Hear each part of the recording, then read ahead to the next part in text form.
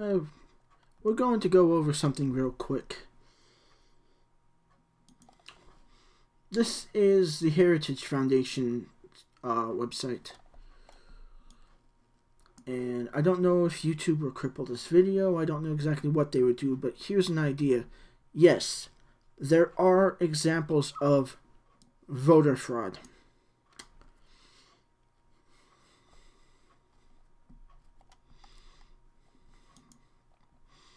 Okay, key takeaways.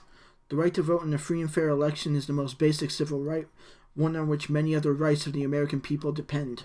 2. Congress and the states shall guarantee that every eligible individual is able to vote and no one's vote is stolen or diluted. 3. Voter fraud is real and hundreds of convictions have been made and documented. Okay. Preserving the great experiment that is the American Republic is dependent upon free and fair elections. When selecting a city councilor or the President of the United States, every American must be able to trust the process and the result, or the democratic system itself breaks down. Election integrity is essential, and the security of the ballot box cannot be left to a simple honor system. It is incumbent upon state governments to safeguard the electoral process and ensure that every voter's right to cast a ballot is protected. The media do not have the right to make that determination. Only the states and their local governments and the federal government have the right to determine the outcome of a presidential race, not the mainstream media. The history of voting in the United States. Contrary to the claims of many liberals, the problem of voter fraud is as old as the country itself. As the U.S. Supreme Court noted when it upheld Indiana's voter identification law, flagrant examples of voter fraud have been documented throughout this nation's history by respected historians and journalists. Attempts to commandeer election results have been documented dating back to the 19th century, when New York City's infamous Tammany Hall was synonymous with political corruption and election fraud. In the one New York election in 1844, 55,000 votes were recorded, even though there were only roughly 41,000 eligible voters. Decades later, these efforts have continued, and determined fraudsters have become more creative in their efforts to fix the outcome of elections. Different types of election fraud. There are many ways for criminals to steal votes and change the outcome of an election. These include impersonation fraud at the polls, voting in the name of other legitimate voters and voters who have died, moved away, or lost their right to vote because they were felons but remain registered. False registrations. Voting under fraudulent voter registrations that either use a phony name or a real or fake address or claim residence in a particular jurisdiction where the registered voter does not actually live and is not entitled to vote. Duplicate voting. Registering in multiple locations and voting in the same election in more than one jurisdiction or state. Fraudulent use of absentee ballots. Requesting absentee ballots and voting without the knowledge of the actual voter, or obtaining the absentee ballot from a voter and either filling it in directly or forging the voter's signature, or illegally telling the voter who to vote for. Buying votes. Paying voters to cast either an in-person or absentee ballot for a particular candidate, which some people have been doing, namely celebrities. And they are technically breaking federal law, but nothing's going to happen. Illegal assistance at the polls. Forcing or intimidating voters, particularly the elderly, disabled, illiterate, and those for whom English is a second language, to vote for particular candidates while supposedly providing them with assistance. Ineligible voting. Illegal registration and voting by individuals who are not U.S. citizens or convicted felons are otherwise not eligible to vote. Altering the vote count. changing the actual vote count in a precinct or at the central location where votes are counted, which is being documented. There are thousands of videos online showing this kind of stuff happening, and yet there are people out there on Twitter who say, "Oh, well, where's the evidence? Where's the evidence? Where?" Why do you people not understand? You are engaging in it yourself by denying its existence. Now, I'm sorry to say it, but yeah, this stuff is real. There is no physical way Joe Biden got the votes needed to beat Donald Trump without something artificially inflating the numbers. Now, there are reports of glitches, human error being documented, and yet people don't want to wake up.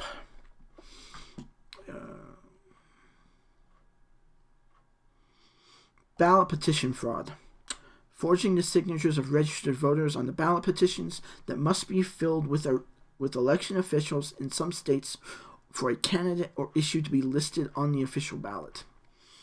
Can illegal votes actually affect election outcomes? Liberal groups often claim that known instances of voter fraud are inconsequential when compared to the total number of ballots cast in American elections. However, as the National Commission on Federal Election Reform has stated, the problem is not the magnitude of voter fraud in close or disputed elections, and there are many.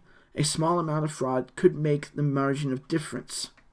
So yes, even a small amount can cause big problems. The U.S. Supreme Court has concurred with this assessment, noting that known instances of fraud demonstrate that not only is the risk of voter fraud real, but that it could affect the outcome of a close election. Indeed, recent elections bear this out. In 2015, a city council election in the New Jersey town of Perth Amboy was decided by a mere 10 votes. A judge overturned the election and ordered a new one after it was revealed that at least 13 illegal absentee ballots had been cast. The 2003 mayoral primary in East Chicago, Indiana, it's like 6:52 where I live, so I've been on my computer all day, was overturned by the state Supreme Court after evidence of widespread fraud was revealed. The new election resulted in a different winner. Numerous convictions for election fraud resulted from this election and are documented in the Heritage Foundation's voter fraud database. Now we get to the good part. Who is responsible for ensuring the integrity of elections? Each state is generally responsible for the administration of its own electoral systems, including elections for federal office. State governments must take this responsibility seriously and adopt policies sufficient to secure their elections against fraud, including efforts by non-citizens to vote and by citizens registered in multiple states. Now, we're seeing a lot of discrepancies in Georgia, in Michigan, Wisconsin, in Pennsylvania, and maybe even in Nevada and Arizona. They've already arrested a number of postal workers for basically ditching ballots or hiding them in their cars and then thinking they can just turn them in later while they were on a lunch break or something. There was also a case where 815 ballots were found still in the post office that had not been delivered.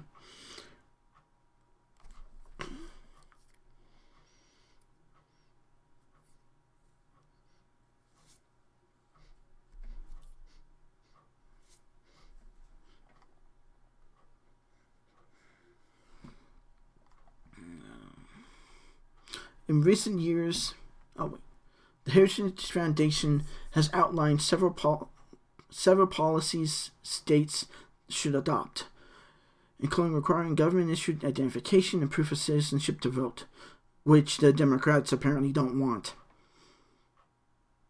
You think they'd be okay with voter ID and securing our elections, but apparently they're not really interested in that.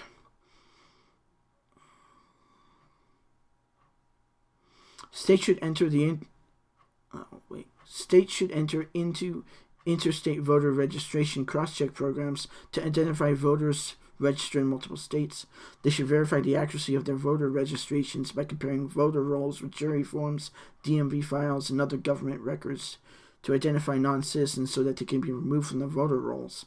The federal government should cooperate with state efforts to clean up the registrations and make Department of Homeland Security and other databases available to state officials for this purpose. Here's the problem. They're not.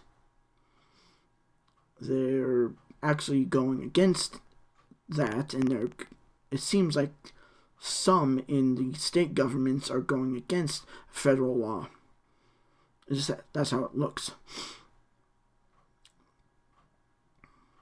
In recent years, some proactive secretaries of state across the country have taken the lead in securing American elections.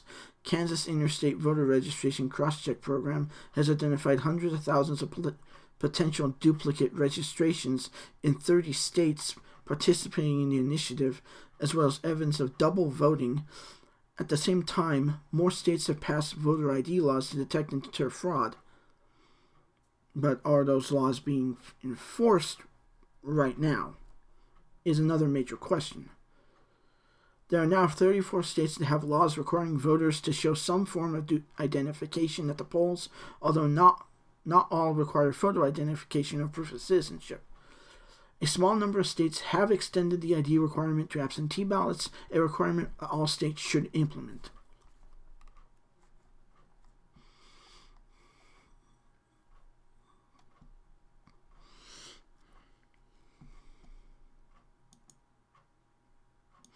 Okay, and now we move on to voter fraud examples. 1982, an estimated 100,000 fraudulent ballots were cast in the 1982 Chicago election. After a Justice Department investigation, 63 individuals were convicted of voter fraud, including vote buying, impersonation, fictitious voter registrations, phony absentee ballots, and voting by non-citizens, people who were in the state illegally, or their travel visas probably expired. In 1982, so people need to understand that this is nothing new. Yes, this is nothing new, and it's been going on, and there are consequences for it. 1994, after an extensive investigation of absentee ballot fraud in the 1994 Greene County, Alabama election, 9 defendants pleaded guilty to voter fraud, and 2 others were found guilty by a jury. The defendants included Greene County commissioners, officials, employees, a racing commissioner, a member of the Board of Education, a Utah City councilman, and other community leaders. All state officials in Alabama in 94. Among other things, the conspirators used an assembly line to mass produce forged absentee ballots meant to swing elections in favor of preferred candidates. This is Alabama. The same stuff has been going on in Georgia, right next door. 2003, Alan Twigg Simmons, an operative for the East Chicago, Indiana mayor's campaign, persuaded voters to let him fill out their absentee ballots in exchange for jobs. He pleaded guilty and was sentenced to 3 years of probation and 100 hours of community service.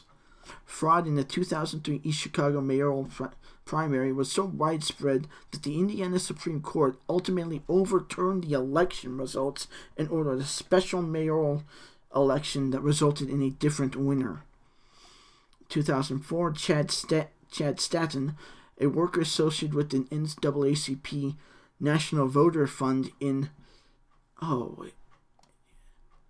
Cuyahoga County, I think that's how you say it, Cuyahoga County, Ohio, pleaded guilty to 10 felony counts for filing false voter registrations during the 2004 presidential election in exchange for crack cocaine. He filled out more than 100 forms with names such as Mary Poppins, Michael Jackson, Michael Jordan, Dick Tracy, and George Lopez. Oh my God. Imagine waking up one day and finding out that not only did your ballot not get filled out for the candidate you wanted or with your name, it ended up getting filled out with Mary Poppins as one of the candidates or one. God. Wow. 6 Democrats from Lincoln County, West Virginia, pleaded guilty to charges of participating in conspiracy to buy votes dating back to 1990. The indictment charged that the cabal conspired to buy votes in every election held between 1990 and 2004, handing out slates listing preferred candidates and using liquor and cash, typically $20 per vote, to seal the deal. They also laid gravel on roads for supporters and fixed traffic tickets. Again in 2004, East St. Louis, Illinois, Precinct Committeemen Charles Powell, Sheila Thomas, Jesse Lewis, and Kevin Ellis, as well as precinct worker Yvette Johnson, were convicted of conspiracy to commit election fraud after participating in vote-buying activities in the 2004 election, including submitting budgets that would allow city funds to be used to pay voters to vote for Democrat candidates. Oh, there's no election fraud going on now. It's never been a thing. Bullshit.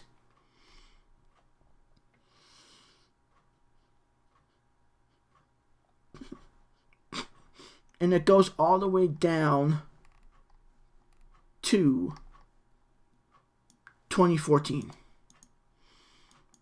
Of course, Rosa Maria Ortega, a non-citizen, was found guilty on 2 counts of voter fraud for voting in the November 2012 general election and the 2014 Republican primary runoff. Ortega claimed that she was a citizen and blamed her lack of education for a mix-up, but prosecutors pointed out that Ortega had previously indicated on a driver's license application she was a non-citizen. The judge sentenced her to 8 years imprisonment, after which she faces the possibility of deportation. That was back in 2014.